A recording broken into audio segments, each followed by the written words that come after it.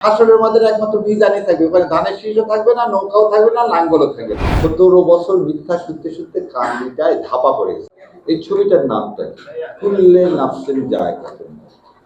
সেটার ধরন যেরকমই হোক, সেটা কলার চোচায় পা পিছলে যান, হাসির দড়িতে যান, আর এইভাবে হোক, তার মানে মৃত্যুর স্বাদ আমাকে গ্রহণ করতে। এখন সব মৃত্যু কি এক সমান? আল্লাহ সুবহানাহু ওয়া তাআলা কোরআনে কি বলতেছে? যারা জিহাদ করলেন আর যারা ঘরে বসে থাকলেন, তাদেরকে একই রকম সমান মর্যাদা দেওয়া হবে? আল্লাহ বললেন না।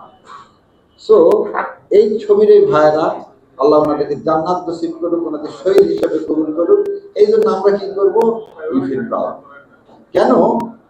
যখন একজন শহীদকে জিজ্ঞাসা করা হবে, তুমি কি চাও আমার কাছে?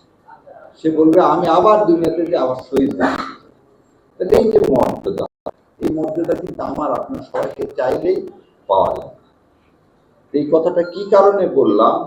আপনারা এমন একটা শহীদি কাফেলার অংশ, আল্লাহ আপনাদেরকে সবাইকে এমন একটা কাফেলায় সংযুক্ত করছে যে কাফেলার দুনিয়া এবং আখেরাতে কোনো জায়গায় লস বলে কিছু নেই। দুনিয়া এবং আখেরাতে লস বলে কিছু নেই। আমরা এমন যদি ব্যবসার চিন্তা করেন, তাহলে এমন একটা ব্যবসা করি, দুনিয়াতেও আমরা কি হচ্ছি, আল্লাহ সম্মানিত করবেন। আল্লাহ যদি ভাবেন আমাদের ক্ষমতায় পাঠানো উচিত, কারণ সূরা বাকারার লাস্টের আয়াতে বলছে, আল্লাহ এমন কোনো ভার আমার উপর দিবেন না যে ভার আমি বহন করতে পারবো না। তো যারা বলেন জামাত ইসলামের জনপ্রিয়তা উঠে যাচ্ছে, আবার জনপ্রিয়তা নিভে যাচ্ছে, প্রথম আলো দেখতেছেন কি করলো, জামাতেরটা ঠিক রেখে 1300 জনের উপর একটা সার্ভে করে বলে দিল জামাত 26% পাবেন আর বিএনপি 63% পাবেন। ওনারা 63 কেন, ওনারা 93 দেয়। কারণ ফয়সালা প্রথম আলোর হাতে না, ফয়সালা হচ্ছে মালিকুল মুলকের হাতে। তো মালিকুল মুলক যদি ভাবে যে জামাতে ইসলাম আজকে উপযুক্ত, জামাত ইসলাম ইনশাল্লাহ এ দেশ চালাতে সক্ষম, তাহলে অবশ্যই নিয়ে যাবে। এবং পৃথিবী কেন, আসমান জমিনে কারো শক্তি নেই আমাদেরকে এই মিজানকে কি করা, আটকায় রাখা। কারণ হাসরের মাঝে একমাত্র মিজানই থাকবে, ওখানে ধানের শীষও থাকবে না, নৌকাও থাকবে না, লাঙ্গলও থাকবে না। তো আমরা এমন একটা প্রতীক নিয়ে কাজ করি যেটা দুনিয়া ও আখিরাত দুই জায়গাতেই উপকারী।